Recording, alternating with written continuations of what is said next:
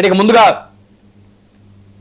జోలాపురం శ్రీకాంత్ గారు ఉన్నారు, వైసీపీ నుంచి. వారితో మాట్లాడదాం. శ్రీకాంత్ గారు, గుడ్ ఈవినింగ్ అండి. 22 లక్షల కోట్లకు ఒప్పందాలు కుదిరాయన్నారు ముఖ్యమంత్రి చంద్రబాబు నాయుడు గారు. రాష్ట్రాన్ని పునర్నిర్మిస్తామని చెప్పి చేసి చూపిస్తున్నామన్నారు. ఏమంటారు? గత 5 ఏళ్లలో విధ్వంసం జరిగిందంటున్నారు. ఈరోజు అనకాపల్లి జిల్లాలో ముఖ్యమంత్రి పర్యటనలో ఆయన కామెంట్ చేశారు. నూతన పరిశ్రమలకు కూడా శంకుస్థాపన చేశారు. సో అభివృద్ధి జరుగుతుంది అని అంగీకరిస్తారా ఇప్పటికైనా?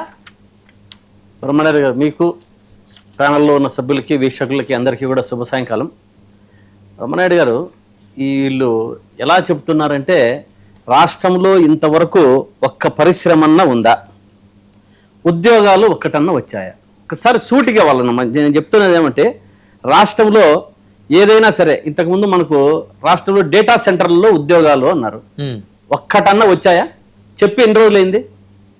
రాష్ట్రంలో ఎన్ని లక్షల కోట్లతో 22 నెలల్లో 800కు పైగా ప్రాజెక్టులు వచ్చాయంట. అంటే ఏ ప్రాజెక్టులు వచ్చాయి? ఊతూతి ప్రాజెక్టులు అన్ని, మామూలు ప్రాజెక్టులు కాదు. దీనిలన్నింటినీ ఊతూతి ప్రాజెక్ట్స్ అంటారు. ఉత్తుత్తి బ్యాంకులు, ఉత్తుత్తి ప్రాజెక్ట్స్, సినిమాలు ఉత్తుత్తి బ్యాంక్ అంటారు. మీరు కూడా అట్లంతా ఉత్తుత్తి బ్యాంకులు. మన పోయినసారి 13 లక్షల కోట్ల ఎంఓయూలు కుదిర్చినప్పుడు వచ్చిన ఉత్తుత్తి ఎంఓయూలు అయ్యాయి కూడా. అవన్నీ కూడా ఇటువంటివంతా నవ్వుతా ఉన్నారు రాష్ట్ర ప్రజలు. ఇప్పుడు నిన్న లేక మొన్న చంద్రబాబు నాయుడు గారు ఈరోజు చెప్పారు, ఏదో బస్సులన్నింటినీ ఏసీగా మారుస్తాం. మొన్నెప్పుడో సభలో రాష్ట్ర రాజధానిలో ఇంటింటికి ఏసీ, ఏసీ ఇవ్వటాన్ని కూడా తట్టుకోలేకపోతున్నారు పేదలు. ఏసీలో సార్ అక్కడ అమరావతి ఏమీ లేదు, దాంట్లో నీళ్ళల్లో ప్రవహిస్తాంది అది. అక్కడ ఏమీ లేకపోతే వచ్చిన తర్వాత ఇంటింటికి ఏసీ. ఈ అమరావతి అనేది ఒకసారి పక్కకు మనం మాట్లాడుకుంటే, చంద్రబాబు నాయుడు గారు కదా, లోకేష్ బాబు గారు కదా, దేవాంశ్ యొక్క ఆధ్వర్యంలో ఆయన ఇప్పుడు ఉంటే అప్పుడు అవుతుంది, కానీ అంతవరకు అది అయ్యే ప్రాజెక్టే లేదు. దానికంతా పక్కన వదిలేద్దాం. ఇప్పుడు ప్రాజెక్టుల గురించి మాట్లాడితే, ఈరోజు విశాఖపట్నంలో చంద్రబాబు నాయుడు గారు మాట్లాడిన అంశాలలో మనం చూసుకుంటే, ఎక్కడ ఫస్ట్ డేటా సెంటర్లకు ఇప్పుడు తెలుగుదేశం సభ్యులు ఉన్నారు, కృష్ణాంజనేయులు గారు ఉన్నారు, వీళ్ళు కూడా సమాధానం చెప్పాలి.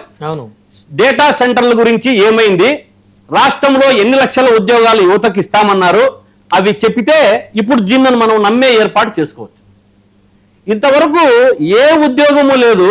దాదాపు 2.5 సంవత్సరం నుంచి డైవర్షన్ పాలిటిక్స్ తో కాలయాపన చేస్తున్నారు వీళ్ళు. ప్రతి ఒక్క సభలో ఇట్లా ఉద్యోగాల గురించి లేకుంటే అభివృద్ధి గురించి మాట్లాడితే అసలు ఎట్లా నవ్వాలో అర్థం కావడంలో రాష్ట్ర ప్రజలకు. కాబట్టి ఇటువంటి పరిస్థితుల్లో ఇవన్నీ ఊతూతి ప్రాజెక్టులు, ఇవంతా ఊతూతి. ఇది ఎన్ని కోట్లు లేదు, ఇన్ని లేదు. ఇప్పుడు ఇన్ని కోట్లతో వచ్చింటే నేను చెప్పేది రాష్ట్రంలో 2028 కంతా, 2028 కంతా మనకి ఏం చెప్పారు వాళ్ళు, ప్రాజెక్టులన్నీ ఇస్తామంటున్నారు. అంటే 2028కి ఇంకెన్నెళ్ళు ఉంది సార్ టైం? 22 నెలల్లో 800 పైగా ప్రాజెక్టులు వచ్చాయి అంటున్నారు ముఖ్యమంత్రి. అదే వచ్చింటే ఉద్యోగాలు ఏవి అని అడుగుతున్నా. వస్తాయండి, మరి అవ్వాలి కదా, పూర్తిగా నిర్మాణం జరగాలి కదా.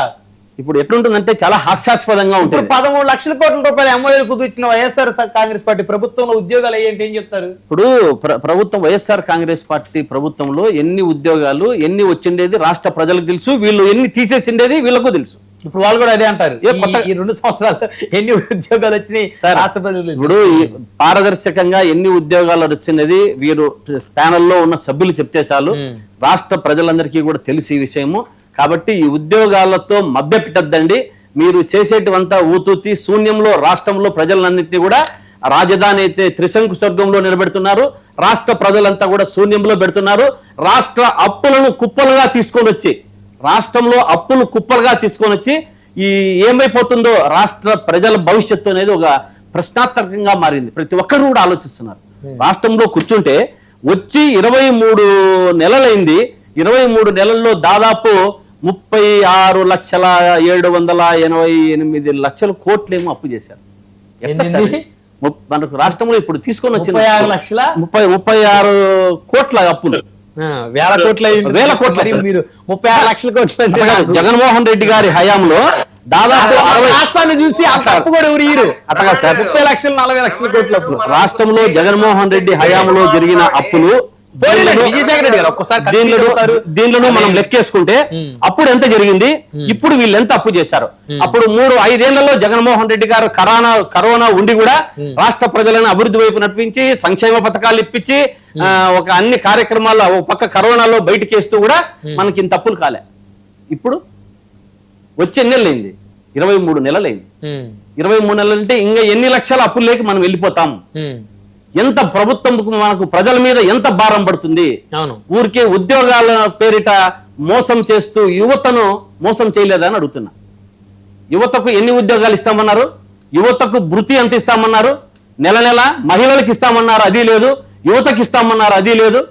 వీళ్ళు ఊరికే ఇట్లాంటివన్నీ ఊరికే ఊపదంపుడు ఉపన్యాసాలు దొరికితే, డయాస్ దొరికితే ప్రజలను మభ్య పెట్టడము, మోసం చేయడము తప్ప ఈ ప్రభుత్వంతో ఏది కాదు, ఏది చెయ్యలేరు.